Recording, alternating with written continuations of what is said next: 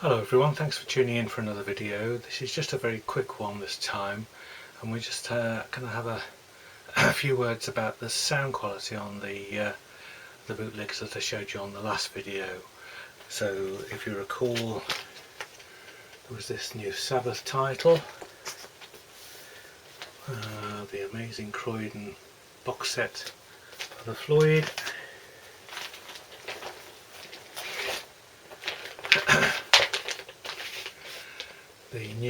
The other version of Destroyer that came out in nice blue splatter, and the Rhinestone Cowgirl box set, which was the Listen to This Eddie recording. So basically I've listened to them all on headphones, and I've explained before that I have a pretty cheap hi-fi setup in my bedroom up here. Better system downstairs, but there's never any time to play anything on that.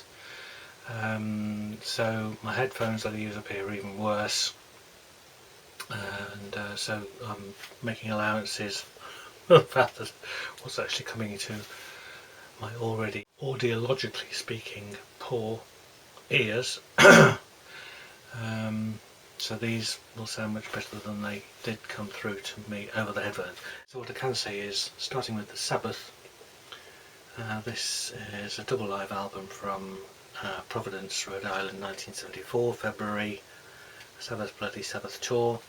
And when I first played the first track, my first thoughts are, oh, this is an FM recording. You had this lovely sort of distant audience, and then this quite kind of in-your-face vocal from our friend Ozzy.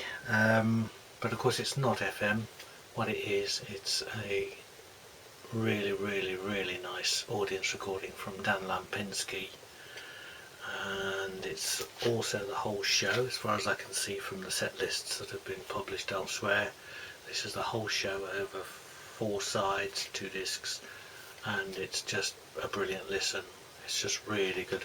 I mean, the great thing is Ozzy's vocals are as clear as day. It's you can hear every word he says, and his chatter between the songs is amusing, and you can tell he's he's off his head on drugs, but he still performs it the way only Ozzy can, and it's just great.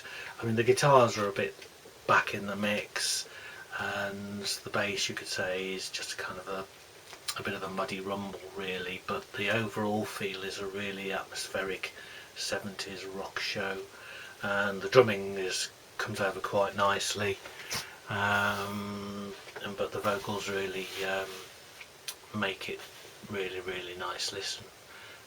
Didn't get any distortion, so he got his levels right, and he probably had to have them quite down for for a Sabbath show. So that's that one. But listen to this Eddie. I've only played a short snippet of it, but it is brilliant. It's what we would hope it would be like, and I do need to play it a bit more of it, and probably through my speakers.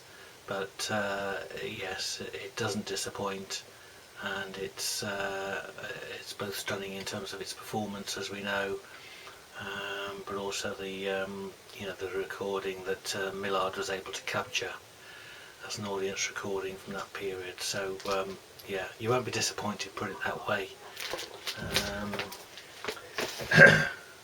So we then come to the Floyd's Amazing Croydon box set, and it is a wonderful thing. As I showed you, it's a beautiful thing to have.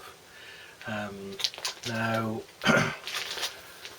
it's called Amazing Croydon basically because it's got the Amazing Pudding, which was the early title for Atom Heart Mother, as we all know, and so amazing in terms of sound quality it is not, but then what do we expect from an audience recording in January 1970? I think to think that somebody's managed to capture the whole show at that period, which is a critically important period as the band was sort of experimenting with stuff coming out of the 60s, trying sort of longer form pieces. It's absolutely vital to have this archive recording, and it's wonderful to have it in complete form in this set. In quiet parts, it's more than listenable. It's perfectly okay. But obviously in the louder moments it's quite badly distorted. The vocals are very distant.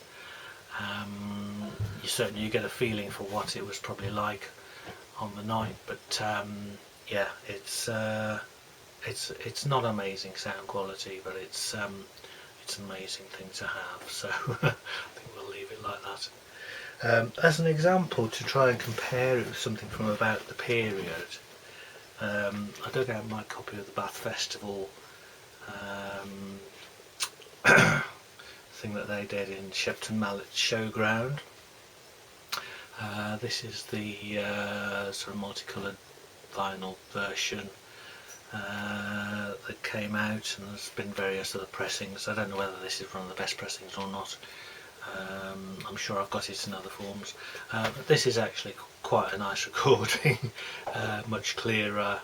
Obviously you've got all the orchestra and horns and brass section, but the music when it kicks in is a lot less distorted, and it's much more listenable. But of course it's just a snippet really, as a single album. So the Croydon's Essential was an important archival record of the Floyd at that stage, and it's listenable, but don't expect it to sort of blow your mind with the sound quality. It's not that. Okay, so the next thing, or the last thing really to talk about, is the this other version of Destroyer that I got. So lovely box set. Anyway, it's a lovely box set, really nicely presented, blue splatter vinyl, very attractive, and obviously this is what we were comparing it with, which came out, I don't know whether these came out at the same time or this was a slightly earlier one, but they're both very recent releases. I love this from a presentation point of view.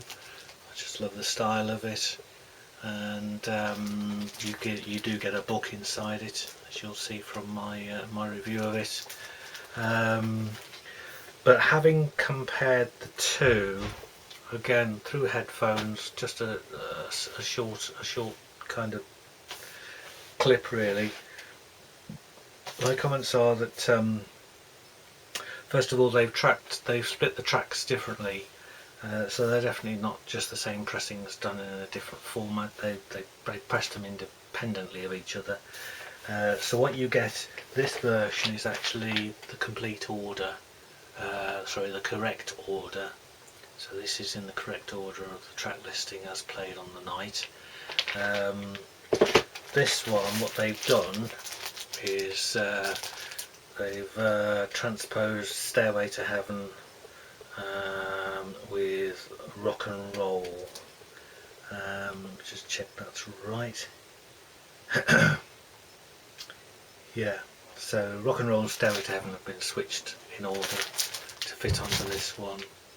I'm not sure why they've done it. As I say, they've got slightly different tracks. Otherwise it's the same order, but they've split the tracks up slightly differently, so that's what you get on this one. Sound wise, I think this slightly edges it. It's a little bit clearer and a little bit louder, but there's nothing really to choose between them, to be honest. I would say they're probably, but played on decent systems, they probably come over equivalent to each other, I think. So yeah, nothing really to choose, and they're both just brilliant. So there you go. That's just my comments on the sound on those. We're moving forward with other things shortly, but thanks for tuning in, and we'll see you again soon.